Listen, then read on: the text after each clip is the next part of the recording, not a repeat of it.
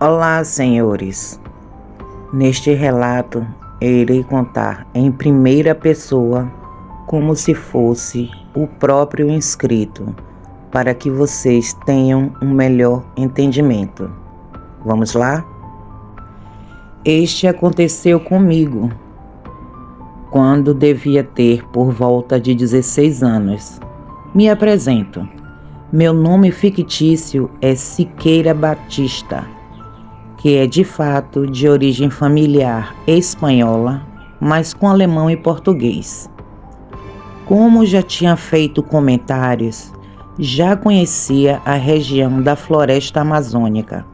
Já fui caçador mirim e também lenhador, e derrubava árvores gigantes, mesmo criança. Coincidentemente, nunca deparei com nada de sobrenatural nas matas amazonenses. Porém, meu pai e meu tio-avô sim. Eles eram seringueiros. Mas essa é uma outra história, que inclusive lembrei neste exato momento em que digito.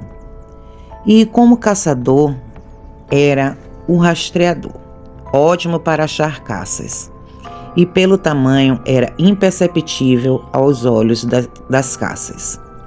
Mas foi no estado do Mato Grosso, mais precisamente na cidade exótica de Chapada dos Guimarães, onde dizem ver OVNIs, aliens, duendes, etc. E até troás, conhecidos também como pés de garrafas. Eu, particularmente, nunca vi nada dessas aparições. Outra coisa que eu sabia, que tinha ou ainda tem, são muitas onças de todos os tipos. E onde sabia de aparições delas, ia nos rastros também. Porém, nunca consegui ver uma sequer pessoalmente.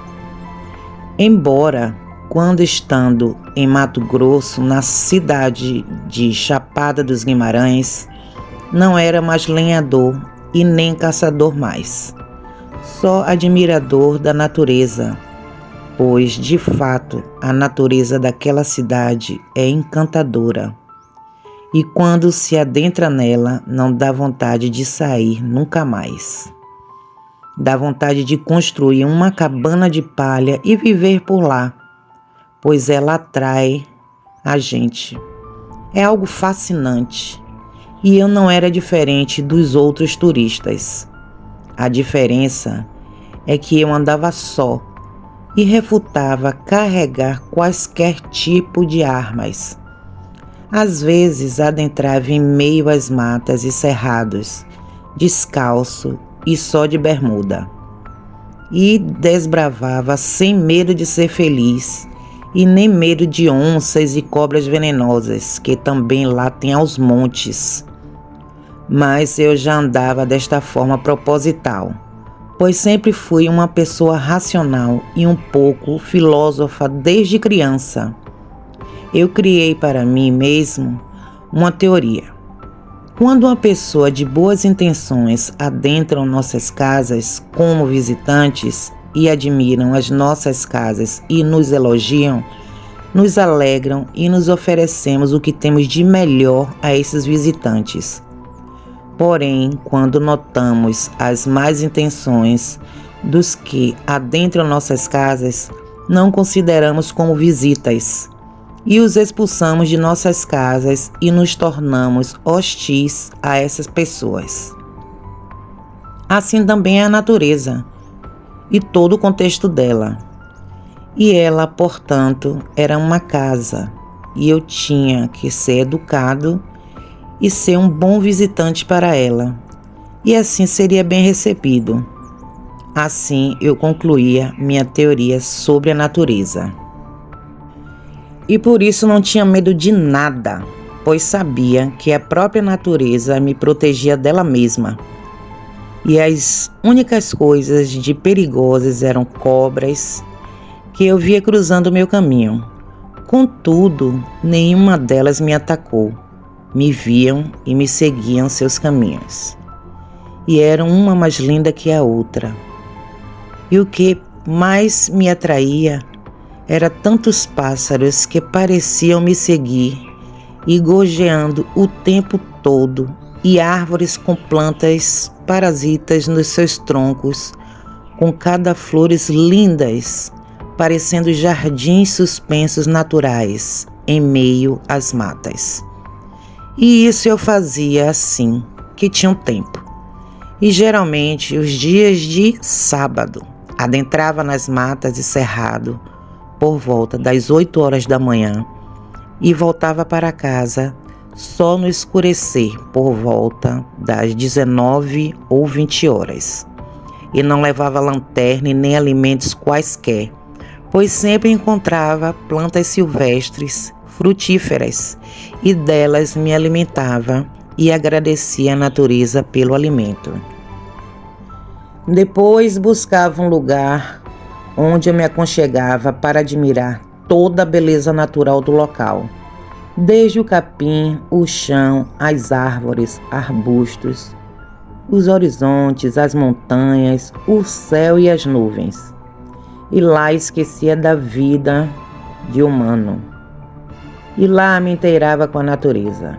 E quando voltava para casa, ao escurecer, me sentia leve, energizado, renovado, alegre e com uma felicidade contagiante, tanto que voltava para casa cantando qualquer canção, com voz de taquara rachada, e todas as energias negativas que estavam comigo ficavam na natureza.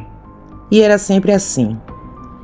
E foi num desses passeios pelas matas e cerrados que me ocorreu inusitado, pois toda vez que adentrava matas e cerrados, avançava mais e mais sem me preocupar com o que iria deparar ou se iria me perder. Aliás, isso nem cogitava na minha mente. E lembro como se fosse hoje, saí de uma mata fechada e deparei com um lindo cerrado, com árvores, uma aqui e outra ali, e os arbustos, e as gramíneas altas, e as árvores do cerrado nunca são muito altas, no máximo 7 metros de altura. E assim era esse lugar. E a maioria das árvores eram frutíferas, comestíveis por humanos, mas percebi que elas ainda estavam verdes. Mas o que me interessava era admirar o encanto da beleza fascinante do local. Tinha muitos vales intermináveis e de longe via o horizonte. Me apaixonei por aquele lugar. Era singular, incomparável. Parecia que eu estava numa terra distante, que era um outro mundo, como nos filmes, onde apareciam santuários subterrâneos nunca vistos ou descobertos. E eu vislumbrava além daquela beleza natural. E encontrei uma enorme rocha e subi nela. E lá do alto vi que era mais lindo o que eu via, além do que podia imaginar. E já planejava o retorno, nesse mesmo local, em outro passeio, que até marquei a pedra e os caminhos por onde percorrer na ida, e voltei para casa fascinado com aquele santuário. E foi que, andando por um bairro afastado, descobri uma estrada de terra que seguia para a direção do local onde eu tinha ido, porém pelo mato. E as trilhas, eu mesmo que fazia apenas com os olhos e decorava os lugares. Portanto, calculei que aquela estrada levaria nas proximidades daquelas montanhas onde tivera ido antes, e planejei num sábado ir por lá. E chegando no sábado planejado, peguei uma bicicleta emprestada, pois presumi que pela estrada teria uma viagem mais longa, e de fato foi. E ao estar chegando na direção das montanhas, onde eu tinha ido, avistei ao longe um vilarejo feito de tendas, como tendas de ciganos, de um lado e do outro daquela estrada. Achei estranho, mas era estrada, então não haveria problema eu prosseguir nela. Só que, chegando no meio desse vilarejo, que tinha aproximadamente 15 ou 20 tendas, percebi que esse vilarejo ficava situado bem na direção lateral do lugar onde eu fora antes. E calculei que naquele vilarejo, subindo as montanhas na minha esquerda, eu andaria aproximadamente 3 quilômetros do local. Não estava tão longe, então pensei, vai ser a partir daqui que vou adentrar este cerrado e vou chegar no santuário de novo. E todo animado com esse plano, porém raciocinei. Como vou partir do vilarejo, preciso me apresentar aos moradores e comunicar sobre a minha vinda até aqui. E quem sabe eles me deixam guardar a bicicleta com eles. Mas para isso tenho que falar com o chefe do arraial. Então me aproximei de alguns homens que estavam ajuntando lenhas e outros faziam alguma atividade, que não prestei atenção, e os cumprimentei, e todos eles cordialmente responderam ao meu cumprimento, e todos sorridentes, como se já me conhecessem. Eu perguntei quem era o líder deles, e de dentro saiu uma senhora branca, alta, de cabelos grisalhos e soltos e compridos, de aproximadamente 70 anos. Acredito pela aparência, e se apresentou como ser a líder. Então eu a cumprimentei também de forma especial, e ela em seguida perguntou gentilmente: "Em que podemos te servir, meu garoto?" Eu respondi contando que já tinha andado por aquelas montanhas em alguns dias atrás, mas pela mata, e encontrei um santuário e que queria voltar a vê-lo, só que agora a partir do vilarejo deles, e gostaria de saber se ela concordaria. Qual foi a surpresa, o espanto que ela teve ao ouvir eu contar essa história, e me perguntou com espanto: "Como é, meu filho? Você andou por essas montanhas lá no alto?" "E quando?" Respondi: "Cerca de 7 dias atrás." Ela ficou mais espantada ainda. Então perguntei o porquê do espanto, e ela respondeu com outra pergunta que me fez ter frio na barriga e me desmontar na hora. "Mas ninguém te viu lá em cima?" "Como assim?" perguntei. Ela respondeu: "Criança, lá em cima é garimpo de um lado e do outro. Está cheio de garimpeiros e todos armados até os dentes. E ainda tem os seguranças em várias partes para proteger o garimpo e os trabalhadores de intrusos e ladrões. Não sei como eles não te viram. Tem seguranças 24 horas por dia lá em cima, sem contar que está cheio de onças ferozes. Não entendo como você, garoto, andou por aqueles vales sem ser visto." Eu respondi: "Senhora, eu não vi nada lá em cima além de árvores, arbustos, vales intermináveis, um lindo santuário natural. Além disso, nada mais eu vi." Ela ficou em silêncio por alguns minutos cabisbaixa, e depois levantou a cabeça e olhou bem para mim e questionou: "Não consigo entender como você andou pelo meio do garimpo e não viu nada e ninguém também não te viu." E perguntou se eu tinha certeza se era ali mesmo que percorri. Garanti que sim, pois até marquei o conjunto de montanhas e calculei que estava por volta de 3 quilômetros dali do vilarejo. Ela, assustada, disse: "Mas é lá mesmo, meu filho."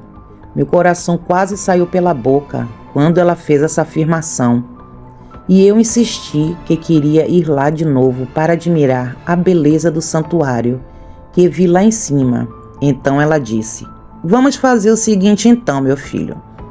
Tu vens no próximo sábado, pois vou fazer uma reunião com os garimpeiros e outra com os seguranças sobre tua vinda e seus passeios, e contar que, inclusive, tu já passeaste por entre eles e eles não te viram. Assim eles ficarão sabendo da tua presença. Tu deixas teu nome para tu identificares a eles, pois tu virás por aqui e um guia te levará até eles. E enquanto estiveres por perto dos garimpeiros, os seguranças te farão guarda. Porém, ao afastares, estará por tua conta e risco, pois há muitas onças lá em cima. E outra coisa, venhas com bota 7 léguas por causa das serpentes peçonhentas, e tragas pelo menos um facão grande para te defenderes do ataque de onças. Não andes mais descalço e só de bermuda, por essas matas nem pelos cerrados, pois a natureza oferece muitas armadilhas. Não confies muito, a natureza também trai.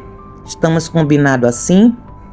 Respondi que sim, e me despedi dela e voltei para a cidade. E então resolvi investigar junto a moradores antigos da cidade sobre um garimpo no local citado em um vilarejo que parecia ser de ciganos, mas era de garimpeiro, cujo líder era uma senhora de idade. Qual foi outra surpresa dos velhos moradores?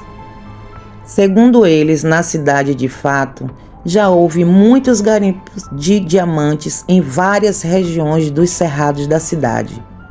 Porém, ali onde eu identifiquei, nunca. Até porque, segundo eles, era uma região arenosa. Portanto, onde já se viu ter garimpo em região de areia tipo movediça, a qual eles chamam de saibro. E tem outro nome que falaram lá, que não lembro mais. É uma areia fina e úmida, a qual usam para fazer massa para reboco e assentar tijolos. E concordei com eles que, de fato, não fazia sentido mesmo, pois garimpos existem só onde há cascalheira e pedreiras, e garimpos de areia só em rios. Lá não tem rios. Então perguntei sobre a colônia de garimpeiros, e eles perguntaram se eu tinha bebido. Se lá não tinha garimpo nenhum, como poderia ter colônia de garimpeiros e muito menos com uma mulher como líder? E outra coisa disseram eles, ciganos não têm mulher como líder. E naquela estrada não existe nenhum arraiá, nenhum. O povo viaja direto por aquela estrada para chegar na outra cidade e não tem arraiá nenhum lá onde você viu. E depois dessa conversa que tive com os velhos moradores da cidade, até hoje a senhora e seus garimpeiros e os seguranças estão aguardando a minha volta por lá. E depois deste episódio, nunca mais quis entrar em mato algum, nem que fosse gramado de campo de futebol, só se estivesse com as gramas aparadas. Fiquei com trauma e até hoje tento entender o que aconteceu comigo.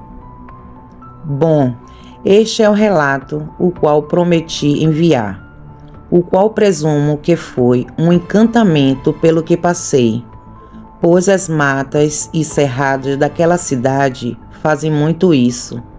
Haja vista que já ouvi muitos relatos de pessoas, adultos, crianças, jovens, verem lugares fantásticos e marcavam até os lugares e voltavam com outras pessoas e não mais encontravam. Ou eu tive um encontro com o sobrenatural que se manifestou naquela estrada para me alertar dos perigos das matas e me darem livramento. E se foi isso, muito me ajudaram, pois nunca mais quis adentrar mata alguma.